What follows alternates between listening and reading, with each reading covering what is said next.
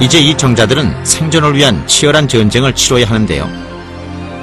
병균 침입을 막기 위해 늘 산성을 유지하는 지뢰 환경이 그들이 만나는 첫 번째 관문입니다. 이 관문을 통과하는 것은 고작 20%.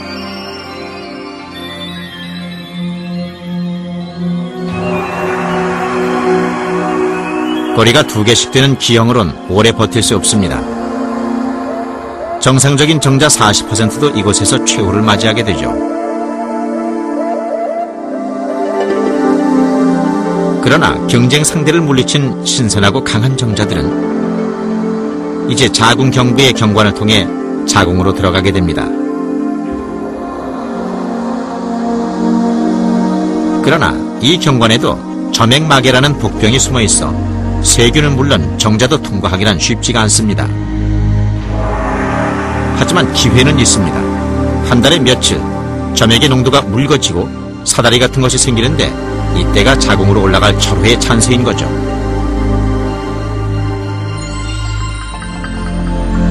그들의 마지막 종착지인 나팔관은 불과 15cm 정도지만 0.06mm 밖에 안 되는 정자에겐 천리길이나 다름없습니다.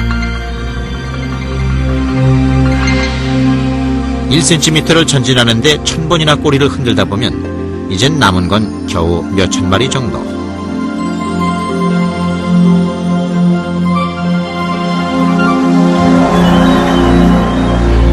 하지만 산 넘어 산이라고 했나요? 난관을 통과하는 건 지금까지의 여정보다도 더 힘든 일입니다. 나팔관 점막에 붙어있는 수많은 손모들의 방해를 뚫기 위해 마지막 총력전을 펼쳐야 하니까요.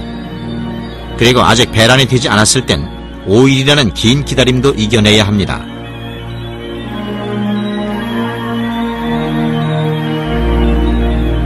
하지만 이런 혹독한 과정을 거치는 동안 정자는 더욱 성숙해져 이제 완전한 수정 능력을 갖추게 되는 거죠.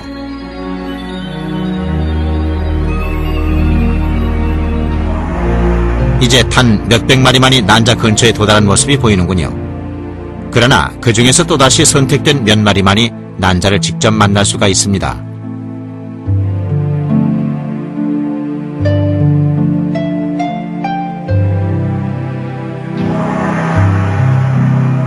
이번엔 난자 주변을 싸고 있는 영양세포들이 정자들의 접근을 막아보지만 이미 늦은 것 같죠?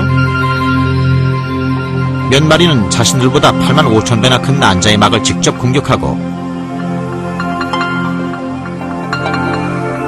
또 몇몇은 힘을 모아 머리에 있는 효소로 주변의 영양세포들에 맞서봅니다.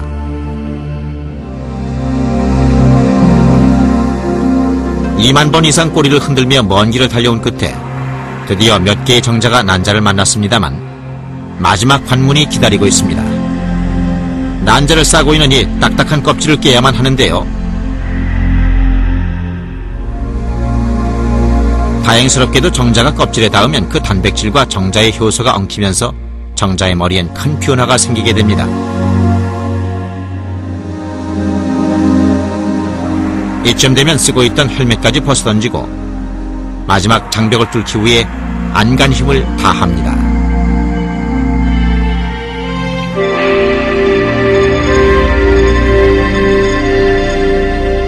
드디어 5억 대 1의 경쟁자들을 물리치고 이 고단한 전쟁에서 승리의 기사가 탄생되는 순간입니다.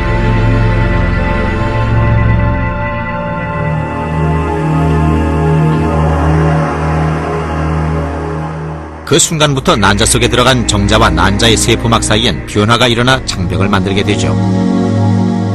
이것은 다른 정자의 침입을 방지하기 위해서입니다.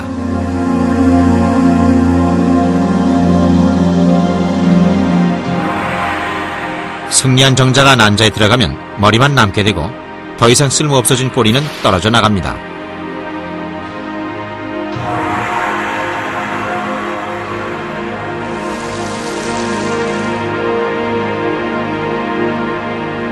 결국 가장 중요한 부분만 남은 거죠. 이젠 목숨을 걸고 이곳까지 가져온 유전자 보따리를 풀어놓게 되는데요. 그 속엔 난자의 염색체를 채워줄 나머지 23개의 염색체가 들어있겠죠.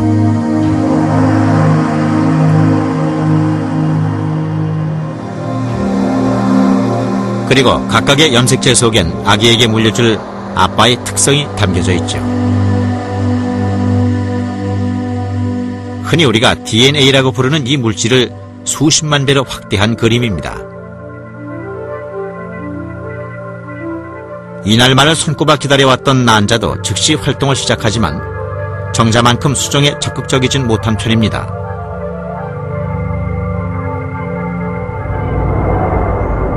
정자가 풀어놓은 유전자 보따리의 반은 작은 세포로 변해 끝내는 퇴화되고 쓸모없어져 이렇게 난자막 밖으로 버려집니다.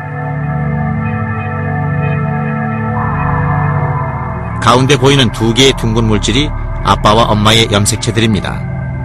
이 둘은 수정 직후부터 분열을 시작하는데요.